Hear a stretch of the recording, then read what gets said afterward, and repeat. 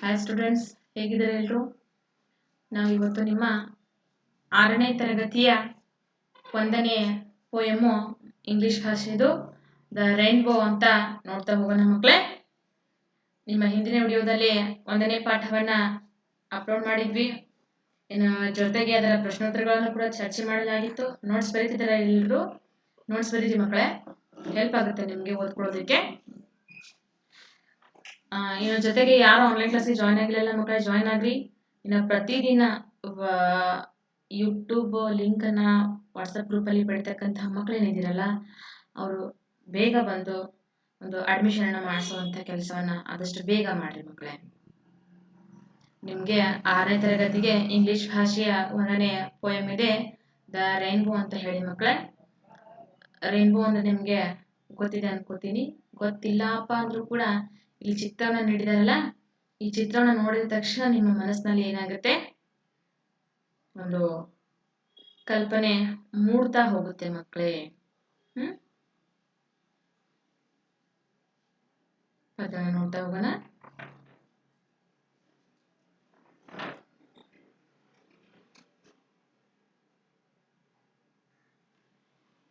ಒಂದ್ಸಾರಿ ಪೂರ್ತಿ ಪದ್ಯವನ್ನ ನಾನು ಓದ್ತಾ ಹೋಗ್ತೀನಿ, ಗಮನವಿಟ್ಟು ನೋಡ್ರಿ. Now let us read the poem The Rainbow. Right? Boats sail in the rivers and ships sail on the seas. But clouds that sail across the sky are prettier far than these.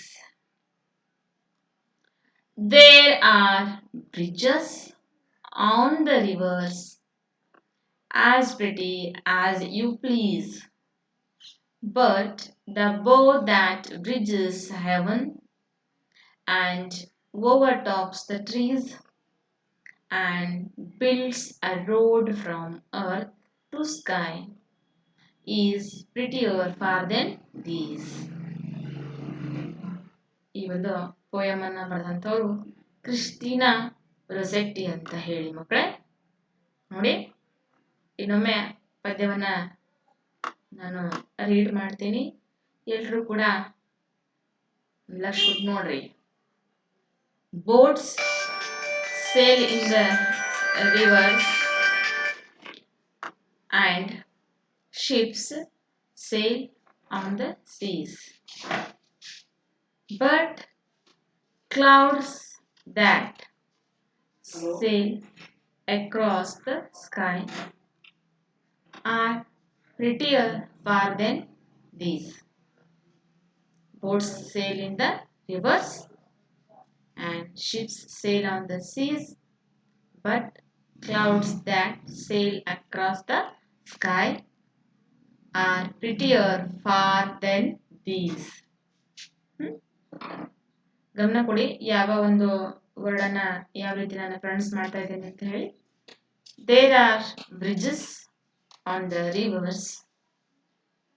There are bridges on the rivers as pretty as you please, but the bow that bridges heaven, but the bow that bridges heaven and overtops the trees and builds a road from earth to sky and builds a road from earth to sky is prettier far than these.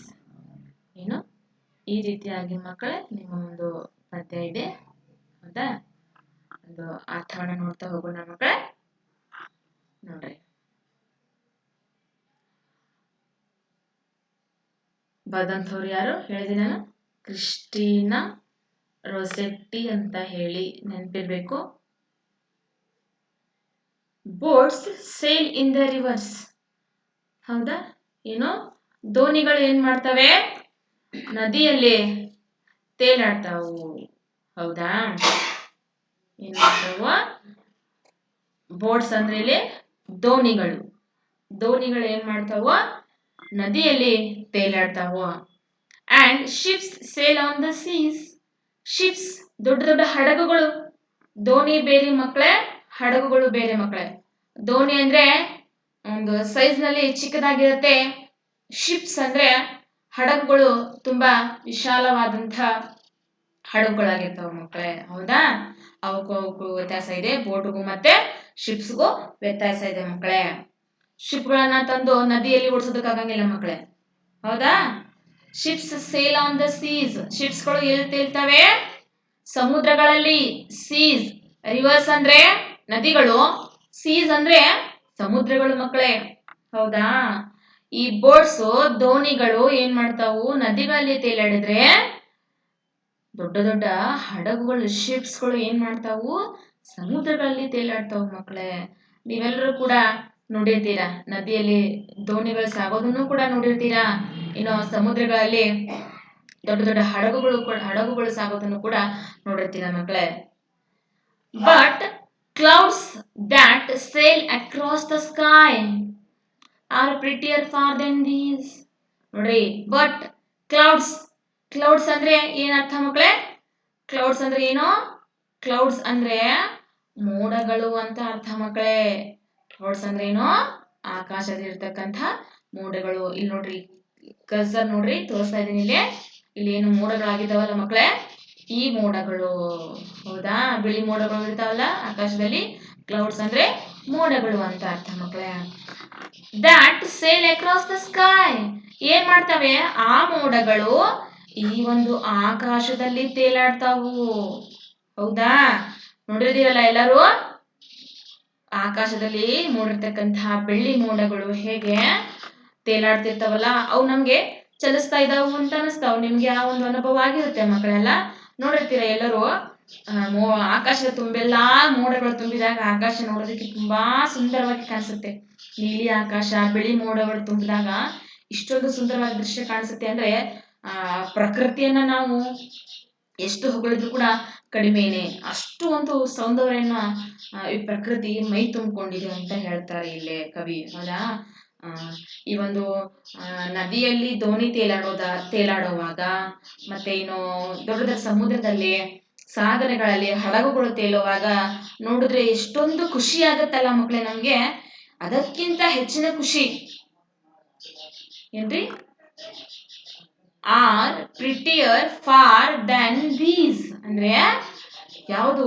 ಈ ಎರಡನ್ನೂ ನೋಡಿದಾಗ ಆಗುವಂತ ಸಂತೋಷಕ್ಕಿಂತನೂ ಕೂಡ ಆಕಾಶದಲ್ಲಿ ತೇಲಾಡ್ತಕ್ಕಂತಹ ಬೆಳ್ಳಿ ಮೋಡಗಳನ್ನ ನೋಡಿದಾಗ ಅದಕ್ಕಿಂತಾನೂ ಒಂದು ಹೆಚ್ಚಿನ ಸಂತೋಷ ಆಗುತ್ತೆ ಮಕ್ಕಳೇ ಅಂತ ಕವಯಿತ್ರಿ ನಿಮಗಿಲ್ಲಿ ಹೇಳ್ತಿದ್ದಾರೆ. ಹೌದಾ? ಅರ್ಥ ಆಗ್ತಾ ಇದೆಯಲ್ಲ ಮಕ್ಕಳೇ? ಏನೋ ಇರೋದು ಎರಡೇ ಸ್ಟಾನ್ಸ, ನಿಮ್ಗೆ ಇರೋದು ಎರಡೇ ಸ್ಟಾನ್ಸ ಪೋಯಮ್. ನಿಮ್ಗೆ ಅರ್ಥ ಆಗುವಾಗೆ ಹೇಳ್ತಾ ಹೋಗ್ತೀವಿ, ಗಮನ ಕೊಟ್ಟು ನೋಡ್ತಾ ಹೋಗಿ. ತುಂಬಾ ಅಷ್ಟೊಂದು ಅರ್ಥ ಆಗದೆ ಇರತಕ್ಕಂಥ ಒಂದು ಪೋಯಮ್ ಏನು ಅಲ್ಲ. ಇನ್ನು ಜಾಸ್ತಿ ನಿಮ್ಗೆ ಟಫ್, ಬಿರಿ ಅಂತ ಅನ್ಸ್ತಕ್ಕಂಥ ಪದಗಳನ್ನು ಕೂಡ ಇಲ್ಲಿ ಹಾಕಿಲ್ಲ. ತುಂಬಾ ಈಸಿ ವರ್ಡ್ಸ್ ಅನ್ನ ಹಾಕಿ ನಿಮ್ಗೆ ಪೋಯಮ್ ಅನ್ನ ರಚನೆ ಮಾಡಿದ್ದಾರೆ. ರಿವರ್ ಅಂದ್ರೆ ನಿಮ್ಗೆಲ್ಲ ಗೊತ್ತು, ಸೀಸ್ ಅಂದ್ರೆ ಗೊತ್ತು, ಬೋಟ್ ಅಂದ್ರೆ ಗೊತ್ತು, ಶಿಪ್ ಅಂದ್ರೆ ಗೊತ್ತು, ಕ್ಲೌಡ್ಸ್ ಅಂದ್ರೆ ಮೋಡಗಳು ಅಂತ ಗೊತ್ತು. ಹೌದಾ? ಸ್ಕೈ ಅಂದ್ರೆ ಆಕಾಶ ಅಂತ ಗೊತ್ತು, ಪ್ರಿಟಿಯರ್ ಅಂದ್ರೆ ಸುಂದರವಾದದ್ದು ಅಂತಾನು ಕೂಡ ನಿಮ್ಗೆ ಗೊತ್ತು ಮಕ್ಕಳೇ. ಸೊ ಈ ರೀತಿಯಾಗಿಯಪ್ಪ ಏನಂದ್ರೆ, ಹೇಗೆ ನದಿಗಳಲ್ಲಿ ತೇಲಾಡ್ತಕ್ಕಂತಹ ದೋಣಿಯನ್ನು ನೋಡಿದಾಗ ಖುಷಿ ಆಗತ್ತೆ, ಇನ್ನು ಸಮುದ್ರಗಳಲ್ಲಿ, ಸಾಗರಗಳಲ್ಲಿ ತೇಲಾಡ್ತಕ್ಕಂತಹ ಹಡಗುಗಳನ್ನ ನೋಡಿದಾಗ ಖುಷಿ ಆಗತ್ತೆ. But clouds that sale across the sky.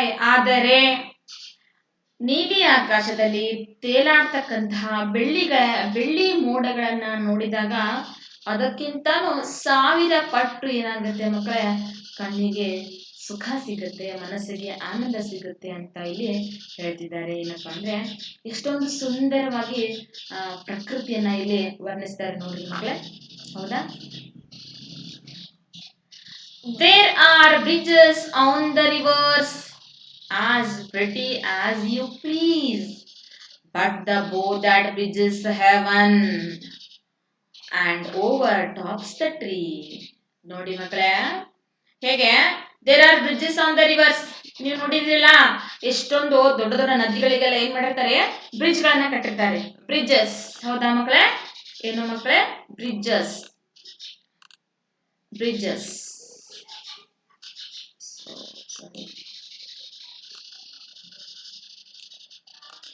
Bridges ಅಂದ್ರೆ ಏನು ಮಕ್ಕಳೇ? ಆಣೆಕಟ್ಟುಗಳು ಅಂತ ಅರ್ಥ ಬರುತ್ತೆ. ಹೌದಾ? ನೀವು ನೋಡಿರ್ತೀರಾ, ನದಿಗಳಿಗೆ ಅಡ್ಡಲಾಗಿ ಕಟ್ಟಿರ್ತಕ್ಕಂಥ ಅಣೆಕಟ್ಟುಗಳನ್ನ ನೋಡಿರ್ತೀರಲ್ಲ, ಆ ಒಂದು ಬ್ರಿಡ್ಜಸ್ಗಳು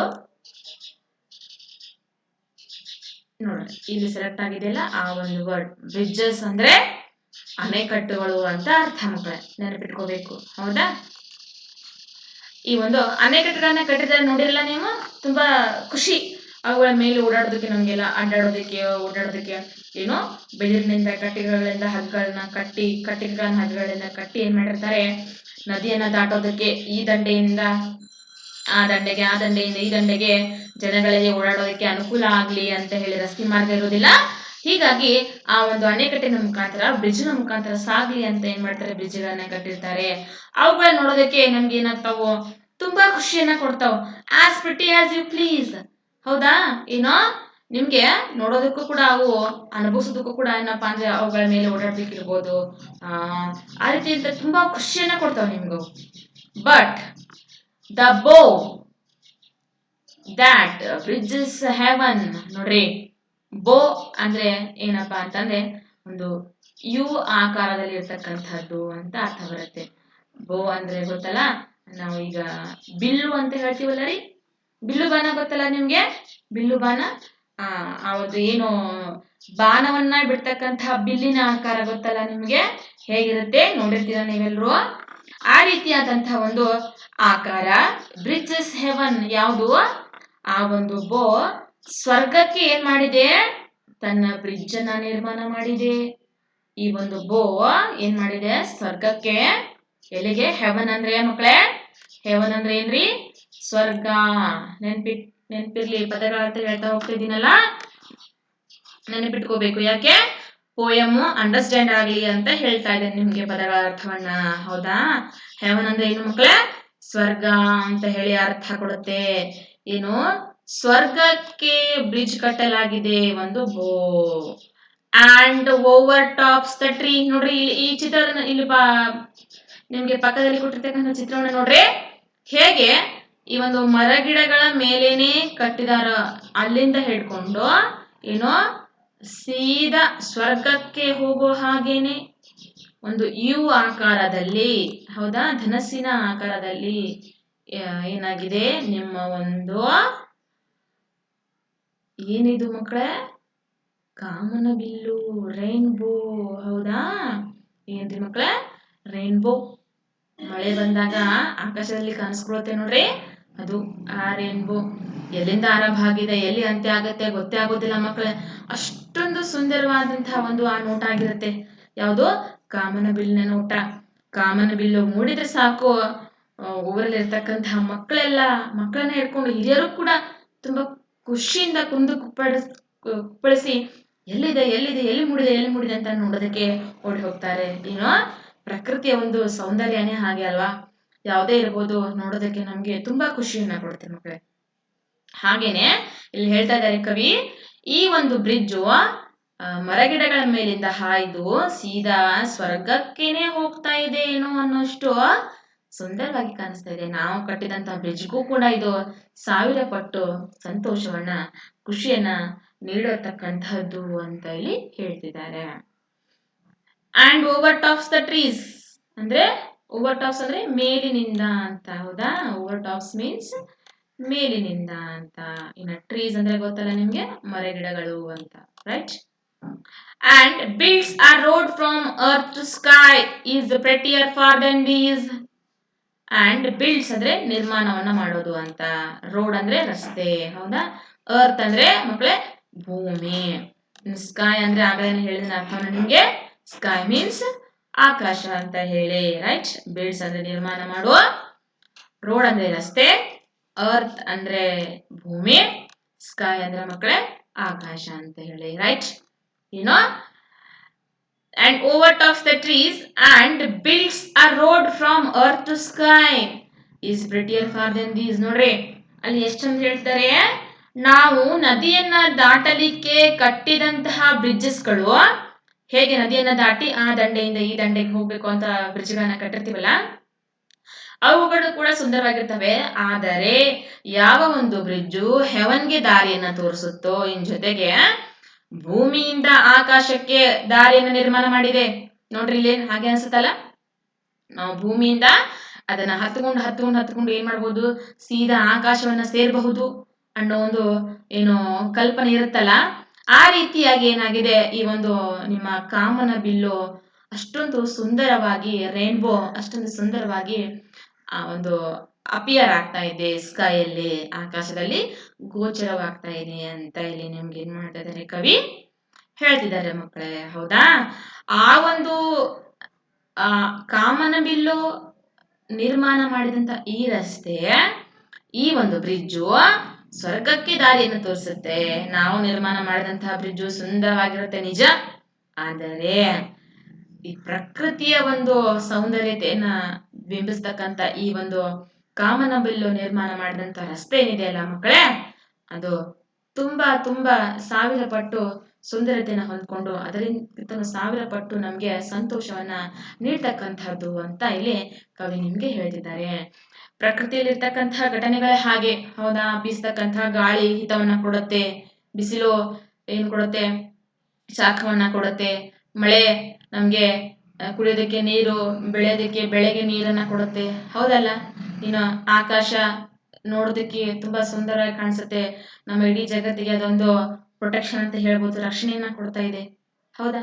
ಮರಗಿಡ ಬಳ್ಳಿಗಳು ನಮ್ಗೆ ಆಮ್ಲಜನಕವನ್ನ ಕೊಡ್ತಾವು, ತಿನ್ನೋದಕ್ಕೆ ಆಹಾರವನ್ನ ಕೊಡ್ತಾವು. ಈ ರೀತಿಯಾಗಿ ಪ್ರಕೃತಿಯ ಯಾವುದೇ ಅಂಶ ಇರ್ಬೋದು, ಮಳೆ, ಗಾಳಿ, ಬಿಸಿಲು, ಕಾಮನ ಬಿಲ್ಲು, ಆಕಾಶ, ಮೋಡ, ಮರಗಿಡಗಳು, ನೀರು, ಹಳ್ಳ ಕೊಳ್ಳ, ನದಿ ಯಾವುದೇ ಇದ್ರೂ ಕೂಡ ಅದು ನಮ್ಮ ಮನಸ್ಸಿಗೆ ಸಂತೋಷವನ್ನ ನೀಡ್ತಕ್ಕಂಥದ್ದು, ಇನ್ನು ಜೊತೆಗೆ 1000 ಪಟ್ಟು ನಮ್ಗೆ ಉಪಕಾರಿಯಾಗಿರ್ತಕ್ಕಂಥ ವಸ್ತುಗಳಾಗಿರ್ತಾವು, ಘಟನೆಗಳಾಗಿರ್ತಾವು ಮಕ್ಕಳೇ. ಸೊ ಈ ರೀತಿ ಏನಪ್ಪಾ ಅಂದ್ರೆ ನಿಮ್ಮ ಒಂದು ಪೋಯಂನ ಅರ್ಥ ಇದೆ ಮಕ್ಕಳೇ, ಅಂಡರ್ಸ್ಟ್ಯಾಂಡ್ ಆಗಿದೆ ಅಲ್ಲ. ಸೊ ಇನ್ನು ಗ್ಲಾಸರಿ ಹೋಗೋಣ ಮಕ್ಕಳೇ.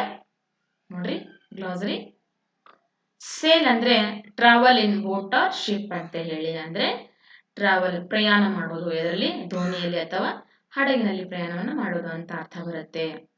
ಬೋ ಅಂದ್ರೆ something that is in the shape of the letter U, ಅಂದ್ರೆ ಹೇಳಿದ್ನಲ್ಲ ಯು ಆಕಾರದಲ್ಲಿ ಇರ್ತಕ್ಕಂಥದ್ದು ಅಂತ ವಸ್ತು ಅಂತ ಅರ್ಥ ಬರುತ್ತೆ. ಇನ್ನು ಬ್ರಿಡ್ಜ್ ಅಂದ್ರೆ ಕನೆಕ್ಟ್ ಮಾಡೋದು ಅಂತ, ಅಂದ್ರೆ ಅಣೆಕಟ್ಟನ್ನ ಕಟ್ಟಿ ಆ ಒಂದು ದಂಡೆಯಿಂದ ಇನ್ನೊಂದು ದಂಡೆಗೆ ಕನೆಕ್ಟ್ ಮಾಡಿರ್ತಾರಲ್ಲ ಅದು. So right. ಇನ್ನು ಓವರ್ ಟಾಪ್ ಅಂದ್ರೆ ರೈಸ್ ಅಬೋ, ಅಂದ್ರೆ ಮೇಲಿನಿಂದ ಅಂತ ಅರ್ಥ ಬರುತ್ತೆ. ಹಾಗೆ ಯಾವ ರೀತಿಯಾಗಿ ಮರಗಿಡಗಳ ಮೇಲಿನಿಂದ ಹೋಗಿದೆಲ್ಲ, ಓವರ್ ಟಾಪ್ ಅಂದ್ರೆ ಮರಗಿಡಗಳ ಮೇಲಿನಿಂದ ಅಂತ ಅರ್ಥ ಬರುತ್ತೆ. ಇನ್ನ ಬೋ ಅಂದ್ರೆ ಯು ಶೇಪ್ ಅಲ್ಲಿ ಇರ್ತಕ್ಕಂಥದ್ದು, ಯು ಆಕಾರದಲ್ಲಿ ಇರ್ತಕ್ಕಂಥದ್ದು ಅಂತ ಅರ್ಥ ಬರುತ್ತೆ. ಬ್ರಿಡ್ಜ್ ಅಂದ್ರೆ ಕನೆಕ್ಟ್ ಅಂತ ಹೇಳಿದ್ರೆ ಇಲ್ಲಿಂದ ಇಲ್ಲಿಗೆ ಕನೆಕ್ಟ್ ಮಾಡೋದು ಅಂತ ಅರ್ಥ ಬರುತ್ತೆ, ಹೌದಾ. ಇನ್ನು ಮಕ್ಕಳೇ ಇಷ್ಟು ನಿಮ್ಮ ಒಂದು ಪೋಯಂಗೆ ಸಂಬಂಧಪಟ್ಟಂತ ಅರ್ಥ ಮಕ್ಕಳೇ. ಇನ್ನ ಜೊತೆಗೆ ಒಂದು ಗ್ಲೋಸರಿ ಕೂಡ ನೋಡಿದೀವಿ. ಇನ್ನು ಇದರ ಒಂದು ಕ್ವಶನ್ ಆನ್ಸರ್ ಡಿಸ್ಕಷನ್ ನೆಕ್ಸ್ಟ್ ವಿಡಿಯೋದಲ್ಲಿ ಮಾಡೋಣ ಮಕ್ಕಳೇ. ಇನ್ನೊಮ್ಮೆ ನೀವೇನ್ ಮಾಡ್ರಿ, ಆನ್ಲೈನ್ ಕ್ಲಾಸ್ಗೆ ಯಾರು ಜಾಯ್ನ್ ಆಗಿಲ್ಲಲ್ಲ, ಯಾರು ನಿಮ್ಮ ಫ್ರೆಂಡ್ಸ್ ಇದಾರಲ್ಲ ಅಂಥವ್ರಿಗೆ ಇನ್ಫಾರ್ಮ್ ಅನ್ನ ಮಾಡ್ರಿ. ಆನ್ಲೈನ್ ಕ್ಲಾಸ್ಗಳು ನಮ್ಮ ಸ್ಕೂಲ್ ವತಿಯಿಂದ ಸ್ಟಾರ್ಟ್ ಆಗಿದ್ದಾವು, ಅಡ್ಮಿಷನ್ ಅನ್ನ ಮಾಡಿಸಿ ಅಂತ ಹೇಳ್ರಿ. ವಾಟ್ಸ್ಆಪ್ ಗ್ರೂಪ್ ಲಿಂಕ್ ಅನ್ನ ಪಡೆದು ಎಲ್ಲ ಒಂದು ಪಾಠಗಳನ್ನ ನೋಡ್ಕೊಳ್ರಿ ಮಕ್ಕಳೇ. ಇನ್ನ ಜೊತೆಗೆ ಡೈಲಿ ಅಪ್ಡೇಟ್ ಯಾರು ಪಡ್ಕೊಳ್ತಾ ಇದ್ದೀರಲ್ಲ ಅವರು ಆದಷ್ಟು ಬೇಗ ತಂದೆ ತಾಯಿಗಳಿಗೆ ಹೇಳಿ ಬಂದು ಅಡ್ಮಿಷನ್ ಅನ್ನ ಮಾಡಿಸ್ರಿ ಮಕ್ಕಳೇ.